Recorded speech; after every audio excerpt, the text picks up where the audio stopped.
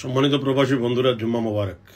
আপনি যেখানে থাকেন না কেন, মিডল ইস্টের যে দেশেই থাকেন না কেন, অথবা মালয়েশিয়া, সিঙ্গাপুর, যেখানেই থাকেন না কেন, যদি প্রবাসী হয়ে থাকেন তাহলে অবশ্য ভিডিওটা আপনি শেয়ার করবেন সকল প্রবাসীদের জন্য, এবং এমনভাবে শেয়ার করুন যেন ভিডিওটা প্রধান উপদেষ্টা এবং প্রবাসী কল্যাণ মন্ত্রণালয়ের দায়িত্বে যিনি সম্মানিত মাননীয় উপদেষ্টা রয়েছেন আসিফ নজরুল স্যার, ওনার কাছে আমরা কিছু কথা বলতে চাই।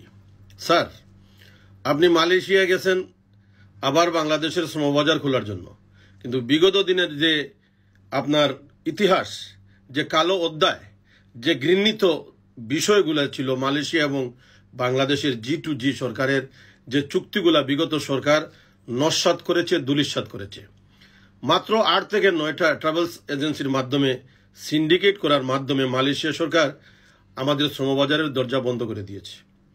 এই তো কিছুদিন আগে যারা মালয়েশিয়া যাওয়ার জন্য বিভিন্ন ট্রাভেলস এজেন্সিরা টাকা দিয়েছিল, সেই টাকাটাও কিন্তু তারা পায় নাই। আপনারা প্রতিশ্রুতি দিয়েছিলেন টাকাটা দিবেন, কিন্তু টাকাটা দেন নাই। মালয়েশিয়ার শ্রমবাজার খোলার জন্য আপনি মালয়েশিয়া গেছেন, এখন সংসদ নাই। যারা টক শুতে কথা বলে, বিভিন্ন টিভি মিডিয়াতে যারা কথা বলে, যারা যমুনার সামনে গিয়ে আন্দোলন করে, যারা প্রবাসীদের উৎসাহ, প্রবাসীদের সহযোগিতায় আন্দোলন করেছিল, আজকে তারা প্রবাসীদের নিয়ে কোনো কথা বলে না। যমুনায় প্রবাসীদের নিয়ে কোনো কথা হয় না।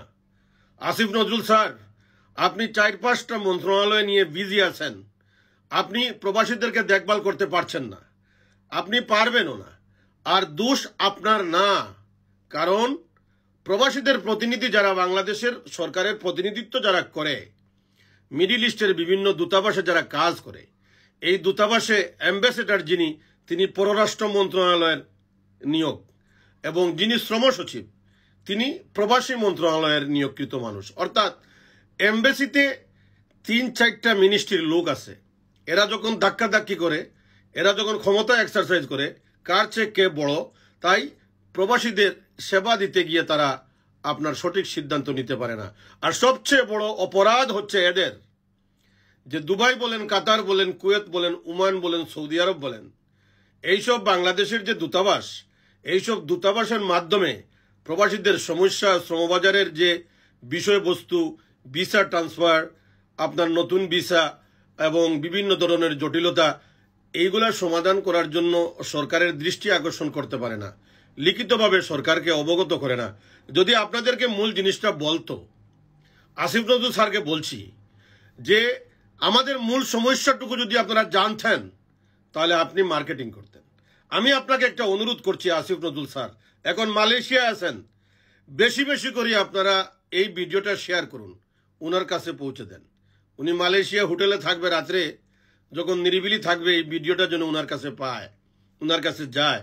স্যার, আপনি ব্যক্তিগতভাবে আমাকে চিনেন, আপনি ছিলেন একজন শিক্ষক, গুরু দায়িত্ব আপনার হাতে এখন এসেছে, প্রবাসীদেরকে দেখভাল করার জন্য এই দায়িত্বটা তো আপনি পেয়েছেন। আমি আপনাকে সবিনয় কিছু অনুরোধ করছি, মালয়েশিয়া থেকে সোজা চলে যান সংযুক্ত আরব আমিরাত, দুবাইতে চলে যান, দুবাইতে চলে যান। আমাদের শ্রমবাজারে হচ্ছে 3টা সেক্টর, 3টা দেশের শ্রমবাজার হচ্ছে আমাদের রেমিটেন্স তাজ, মালয়েশিয়া, সৌদি আরব, সংযুক্ত আরব আমিরাত। এই 3টা দেশের যে শ্রমবাজার, এই 3টা দেশের শ্রমবাজার যদি ঠিক থাকে না, এই 3টা দেশের রানিং প্রবাসীরা যদি ভালো থাকে না, তাহলে বাংলাদেশের অর্থনীতির অবস্থা আগামীতে খুবই খারাপ হবে। আপনি মালয়েশিয়া থেকে সোজা চলে যান সংযুক্ত আরব আমিরাত, সেখানে আরব আমিরাতের মানব সম্পদ মন্ত্রীর সাথে কথা বলেন যে তোমরা আমাদেরকে ভিজিট ভিসা অথবা নতুন ভিসা দেওয়ার কোনো দরকার নেই, এটা তোমাদের উপর নির্ভর করে। দুবাইতে যারা পুরাতন আছে, দুবাইতে যারা ক্যান্সেল নিয়ে আছে, দুবাইতে যারা আপনার ভিসা ট্রান্সফার করবে, কারণ দুবাইতে যারা আছে তারা দীর্ঘদিনের অভিজ্ঞতা, কারণ আপনার প্রত্যেকটা দেশ অভিজ্ঞ শ্রমিক চায়। তো বিগত দিনে যারা দুবাইতে আছে তারা অভিজ্ঞ, তাদের এক্সপিরিয়েন্স, তারা জানে দুবাইতে কিভাবে কাজ করতে হবে, তাই তাদের ভিসা ট্রান্সফার করা যাচ্ছে না, এক কোম্পানি থেকে আরেক কোম্পানিতে লাগানো যাচ্ছে না। দুবাই সরকার শর্ত দিচ্ছে যে আপনার সার্টিফিকেট লাগবে। আসিফ নজরুল স্যার, আপনি বলেন, বাংলাদেশ থেকে স্নাতক ডিগ্রি নিয়ে কয়জন মিডল ইস্টে এসেছিল 10 বছর আগে, 5 বছর আগে? আজকে যারা বিপদে আছে ট্রান্সফার নিয়ে, তারা কিন্তু 5 বছর আগে এসেছে, 10 বছর 15 বছর আগে। এই সমস্যা আপনি সমাধান করুন, এইটা আপনি তদারকি করুন। মালয়েশিয়া থেকে বাংলাদেশে আসবেন না, মালয়েশিয়া থেকে দুবাই যান, দুবাই গিয়ে এই সমস্যার সমাধান করুন। কারণ আরবিতে একটা কথা আছে, তদবির ফোক মিন কানুন। আপনি মার্কেটিং করতে হবে, আপনি শ্রমবাজার রক্ষা করার জন্য মার্কেটিং করতে হবে। যেভাবে মার্কেটিং করে ইন্ডিয়া, যেভাবে মার্কেটিং করে পাকিস্তান, যেভাবে মার্কেটিং করে নেপাল, যেভাবে মার্কেটিং করে শ্রীলঙ্কা, যেভাবে মার্কেটিং করে ফিলিপিন, আমাদের বাংলাদেশের থেকে মার্কেটিং হচ্ছে না, দূতাবাস মার্কেটিং করছে না। প্রবাসীদের দায়িত্বে যে মন্ত্রী থাকে সেই মন্ত্রী ব্যর্থ হয়। আপনি ব্যর্থতার তকমা নিয়ে এই চেয়ার ছেড়ে চলে যাবেন না, আপনাকে মার্কেটিং করতে হবে। আমাদের সবচেয়ে বড় সমস্যা, আপনি দুবাইতে চলে আসুন। আমি অনুরোধ করছি আসিফ নজরুল স্যার, আপনি দুবাইতে চলে যান, দূতাবাসকে জিজ্ঞাসা করুন, অ্যাম্বাসেডারকে জিজ্ঞাসা করুন আমার কথা সত্য না মিথ্যা, যে দুবাইতে 3 থেকে 4 লক্ষ প্রবাসী ভিসা চেঞ্জ করতে পারছে না, ভিসা লাগাতে পারছে না। এটা হলো মূল সমস্যা। আপনাকে বলে নাই, অ্যাম্বাসেডার বলে নাই, আপনি কি জানেন না? আর বাংলাদেশ থেকে যে বেসরকারি মিডিয়া, বেসরকারি টিভি চ্যানেল অপপ্রচার করেছে, দুবাইয়ের ভিসা খুলে গেছে, এরা কত প্রবাসীর ক্ষতি করেছে। এই মিডিয়াদেরকে বন্ধ করুন, অপপ্রচার বন্ধ করুন। অন্য দেশকে নিয়ে নিউজ করতে গেলে আপনার দায়িত্ব নিয়ে করতে হয়। আসিফ নজরুল স্যার, এরপরে সৌদি আরবে চলে যান। বিশ্বকাপ সামনে রেখে সৌদি আরবে দক্ষ শ্রমিকের দরকার, বিশেষ করে কনস্ট্রাকশন সেক্টর। এই সেক্টরে আমাদের অভিজ্ঞতা রয়েছে। যেভাবে কাতার সরকার সফলতা অর্জন করেছে বিশ্বকাপে, এই সফলতার পিছনে বাংলাদেশি শ্রমিকদের অবদান সবচেয়ে বেশি। কাতারের যত স্টেডিয়াম হয়েছে, যত অবকাঠামো হয়েছে, নির্মাণ শ্রমিকের নেতৃত্ব দিয়েছিল বাংলাদেশের শ্রমিকরা। এখন কাতারে তারা অসহায়, কাজ নাই। সৌদি আরবে বিশ্বকাপ সামনে রেখে আমাদের জন্য বিরাট একটা সুখবর এসেছে। এটার জন্য তদবির করুন, লবিং করুন, মার্কেটিং করুন। আসিফ নজরুল স্যার, সৌদি আরবের বাজার ধরে রাখার জন্য প্রায় 2 থেকে 3 লক্ষ দক্ষ শ্রমিকের প্রয়োজন। মালয়েশিয়ায় যদি খুলতে পারেন বা নাও খুলেন সমস্যা নেই, সৌদি আরবের এই শ্রমবাজার ধরেন, দুবাই শ্রমবাজার রক্ষা করুন, সমস্যাগুলো চিহ্নিত করুন, আমাদের ভিডিওগুলো দেখবেন। আমরা আপনাদের কাছে যাওয়ার দরকার নাই। আমরা যেটা সিদ্ধান্ত নিয়েছি, আমাদের দাবি যদি পূরণ না করেন, আমাদের সমস্যা যদি দূর না হয়, আগামী ঈদের পরে আমাদের আন্দোলন। আমরা রেমিটেন্স শাটডাউনের ডাক দিচ্ছি না। এই দেশ আমাদের, এই সরকার আমাদের।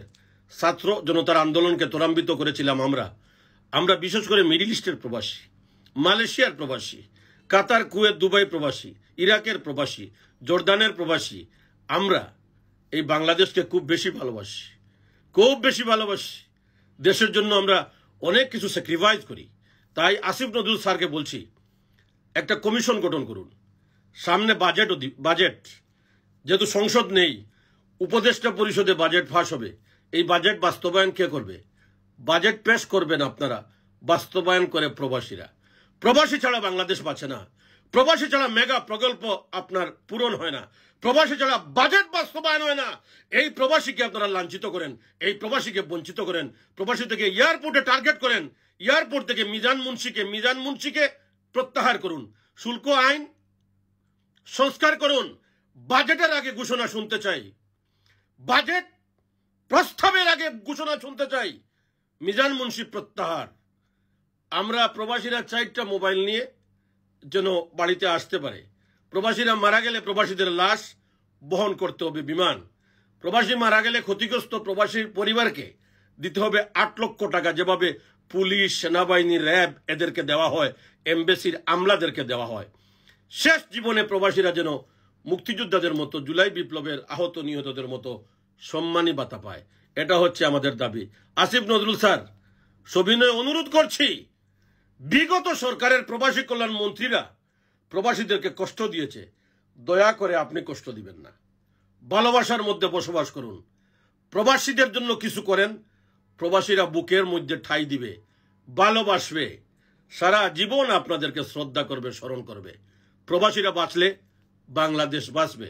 নো প্রবাসী, নো রেমিটেন্স। প্রবাসী মানে ডলার, প্রবাসী মানে রেমিটেন্স, রেমিটেন্স মানে মিডিল ইস্টের প্রবাসী, মালয়েশিয়ার প্রবাসী।